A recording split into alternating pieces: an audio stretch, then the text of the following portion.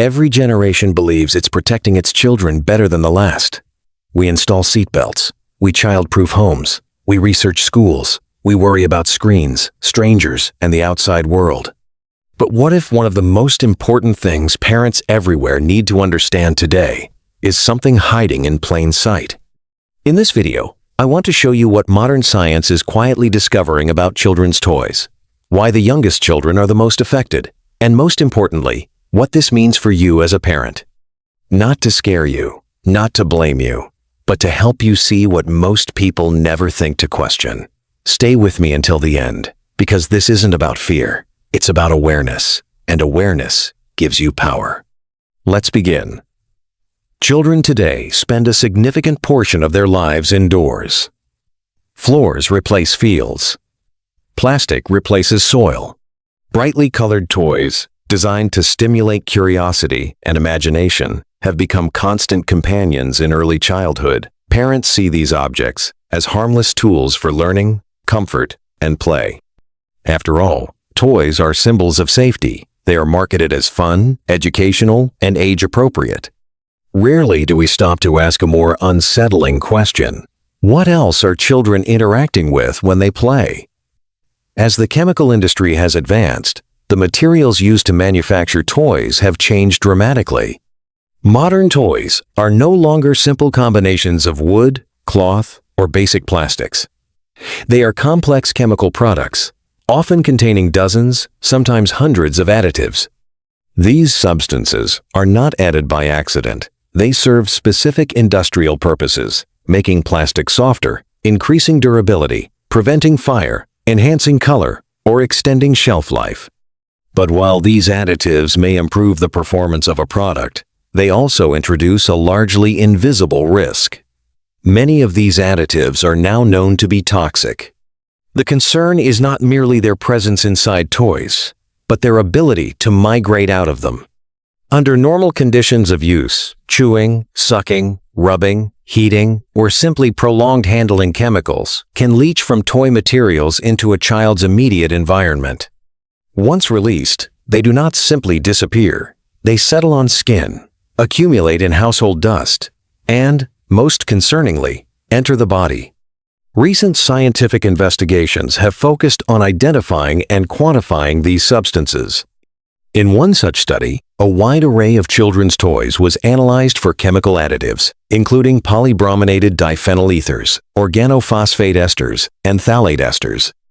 These compounds are widely used as flame retardants and plasticizers, and many are already associated with endocrine disruption, neurodevelopmental effects, and other long-term health concerns. The findings were troubling but not surprising. Using exposure models established in scientific literature, researchers assessed how children might come into contact with these chemicals during everyday play. Among all possible pathways, skin contact, breathing, contaminated dust, and ingestion, the most significant route of exposure was mouthing. This detail is critical. Young children, especially infants, explore the world with their mouths. Toys are chewed, sucked, and gnawed on for comfort and curiosity. This behavior is not abnormal. It is developmentally essential. Yet it is precisely this natural behavior that creates the highest risk. When a child mouths a toy, chemicals that have moved to the surface can be transferred directly into the body. Even more concerning is the fact that the age group most at risk is also the most vulnerable: infants. Infancy is a period of extraordinary growth. The brain is forming neural connections at a rate that will never be matched again. Hormonal systems are being calibrated. Organs are developing structure and function that will persist for a lifetime. During this window, even low-level chemical exposures can have disproportionate effects. This is not a hypothetical concern. It is a matter of timing and biology. Infants have smaller bodies, higher intake relative to body weight, and immature detoxification systems. Chemicals absorbed during this stage can remain in the body longer and interfere more deeply with development, especially when exposure happens repeatedly, day after day. What makes this issue especially alarming is its invisibility. There are no immediate warning signs, no strange smells, no obvious reactions. A child plays, a parent watches. Everything looks normal, Yet, at the molecular level, interactions may be occurring that influence health years or even decades later. This raises an uncomfortable truth. Safety, as it is currently defined, may not be enough. Regulations often evaluate chemicals individually, not as real-world mixtures. They may focus on short-term toxicity rather than long-term exposure during sensitive developmental stages. Toys can meet existing standards and still contain substances science increasingly questions. This doesn't mean parents failed. It means parents were never given the full picture. And understanding that picture matters because once we know, we can choose differently. Toys should be objects of joy, not vectors of risk. Childhood should be a time of exploration, not unintended exposure. As research continues to reveal what is hidden in plain sight, the question is no longer whether this issue matters, but how we respond to it.